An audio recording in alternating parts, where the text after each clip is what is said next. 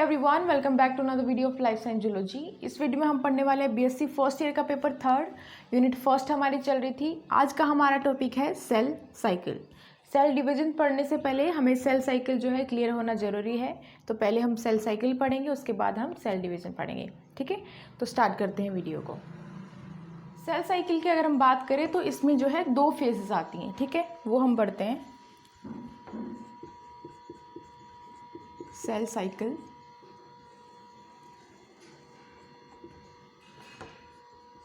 पहला आता है इंटरफेस। ठीक है, interface.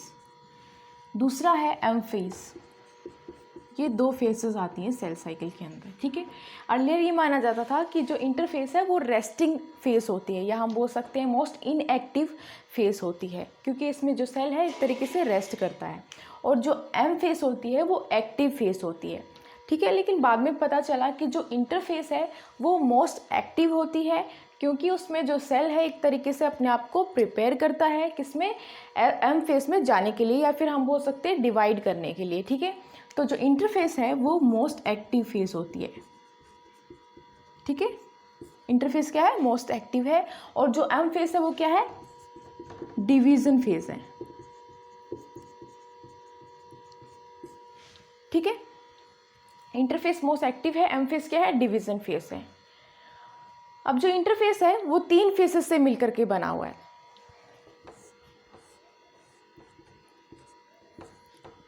G1 face, S face और G2 फेस। ठीक है, या आप इसको बोल सकते हो गैप 1 फेस, सिंथेटिक फेस और G2 या फिर गैप 2 फेस। ठीक है, तो जो इंटरफेस है वो 3 फेसेस से मिलकर के बना हुआ होता है।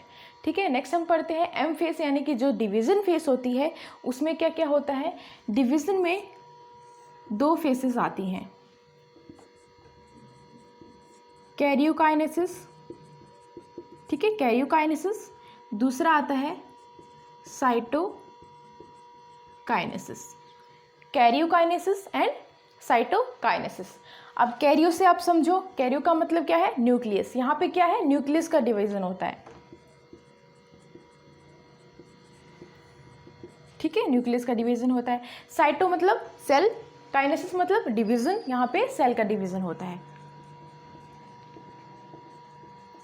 ठीक है, अब जो कैरियोकाइनेसिस है वो 4 फेसेस से मिलकर के बना है। कौन कौन सी, profess, metaphase, anaphase and telophase. ठीक है, प्रोफेस,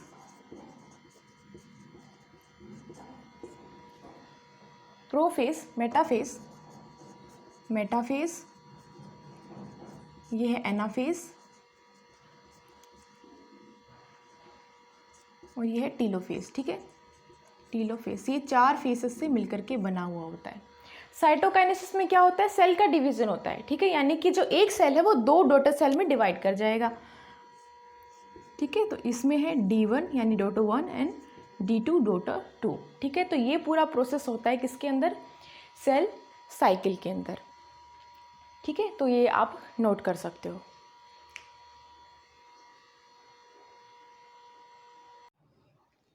अब हम देखते हैं कि जो सेल साइकिल है वो किस तरीके से होती है।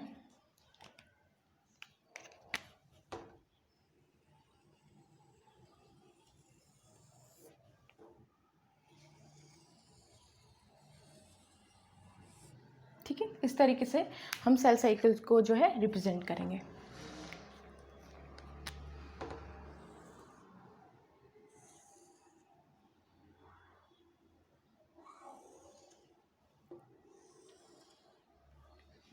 ठीक है, ये क्या है, सेल साइकिल को हमने इस तरीके से रिप्रेजेंट किया, जिसमें ये क्या है, ये है एम फेस, जहाँ पे कैरियोकाइनेसिस और साइटोकाइनेसिस होता है। ये है G1 फेस यानी गैप 1 फेस। ये है सिंथेटिक फेस यानी S फेस। ठीक है, ये है G2 या फिर आप बोल सकते हो गैप 2, गैप 1 फेस। ठीक है, ये है सिंथेटिक फेस। ठीक है, इस तरीके से जो है हम सेल साइकिल को रिप्रेजेंट करेंगे। कोई भी जब सेल डिवाइड होने वाला होता है तो सबसे पहले कौन से स्टेज में या कौन से फेस में एंटर करेगा, इंटरफेस में। तो गैप 1 से लेकर के गैप 2 तक क्या है, ये इंटरफेस, ठीक है। यहाँ तक क्या है, ये इंटरफेस,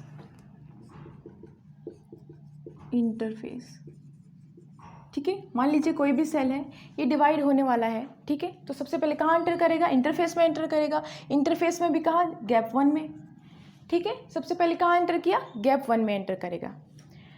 अब एस फेस में क्या होता है, डीएनए रेप्लिकेशन होता है, ठीक है। एस फेस में डीएनए रेप्लिकेशन होता है।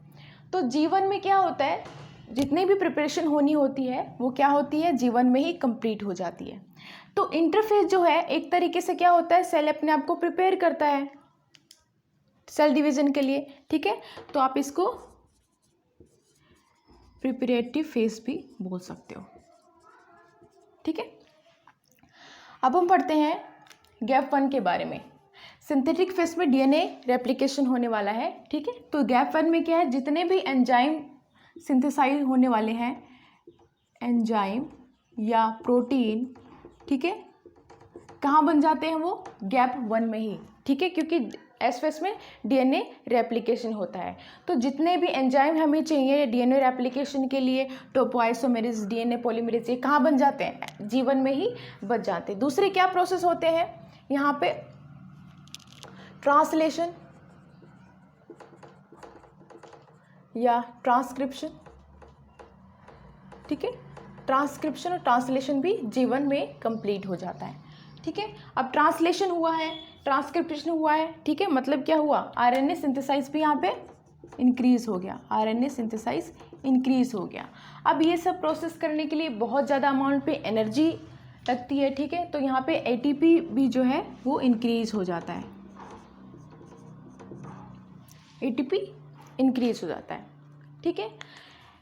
अब हमें पता है सिंथेटिक फेस में क्या होता है, डीएनए रेप्लिकेशन। तो जितना भी रॉ मटेरियल होता है डीएनए रेप्लिकेशन के लिए वो कहाँ बन जाता है, गैप 1 में ही तैयार हो जाता है, ठीक है। रॉ मटेरियल कौन कौन से रॉ मटेरियल, नाइट्रोजिनस बेस, ठीक है, नाइट्रोजिनस बेस। दूसरा है पेंटोज शुगर,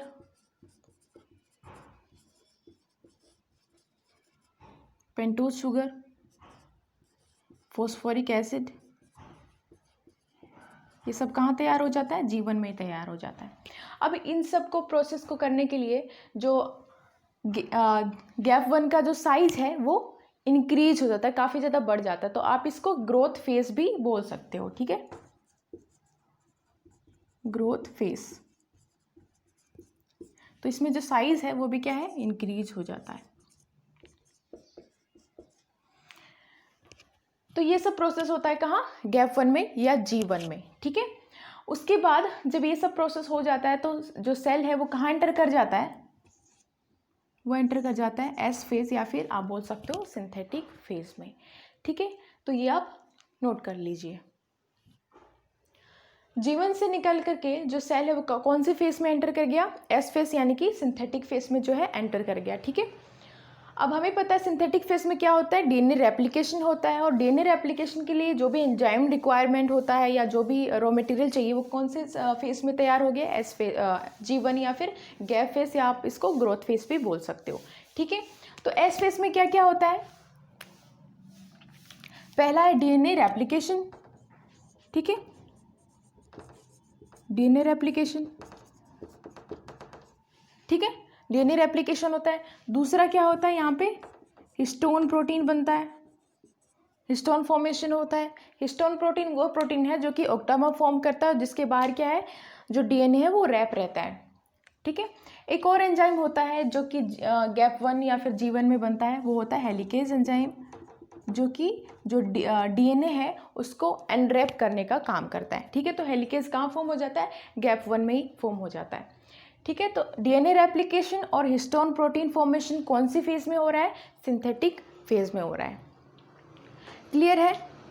दूसरा यहाँ पे क्या होता है, सेंट्रियोल भी क्या होता है, डिवाइड होता है, सेंट्रियोल का डिवीज़न होता है यहाँ पे,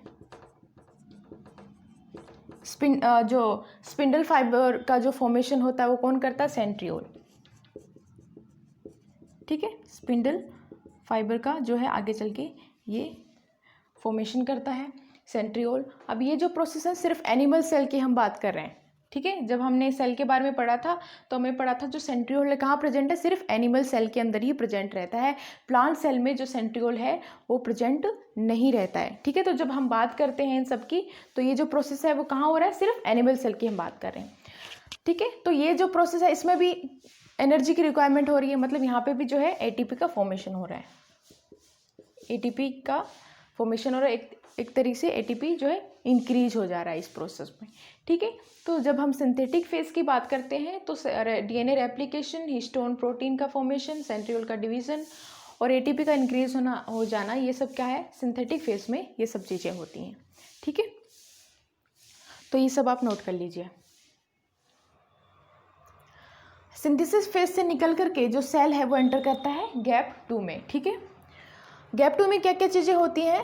यहाँ पे एक प्रोटीन का सिंथेसिस होता है जिसको बोलते हैं ट्यूबुलिन प्रोटीन। ठीक है, ट्यूबुलिन प्रोटीन का जो फंक्शन है वो क्या होता है? एक तरीके से सेंट्रियोल पे एक्ट करता है। सेंट्रियोल का काम क्या होता है? स्पिंडल फाइबर को बनाना। ठीक है, सेंट्रियोल से क्या निकलता है? Spindle fibre. ठीक है, तो स्पिंडल फाइबर को सिंथेसाइज करने का काम होता है ट्यूबुलिन प्रोटीन का। अब यहाँ पे प्रोटीन बन रहा है गैप 2 में, मतलब आरएनए सिंथेसाइज भी इंक्रीज हो रहा है। ठीक है, अब इस काम के लिए एनर्जी चाहिए, मतलब एटीपी सिंथेसिस इंक्रीज हो रहा है।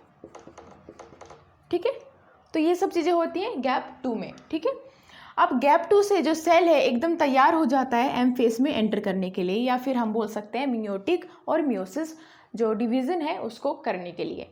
एम फेज में क्या होता है? कैरियोकाइनेसिस और साइटोकाइनेसिस, मतलब न्यूक्लियस का डिवीजन और सेल का डिवीजन हो रहा है यहाँ पे।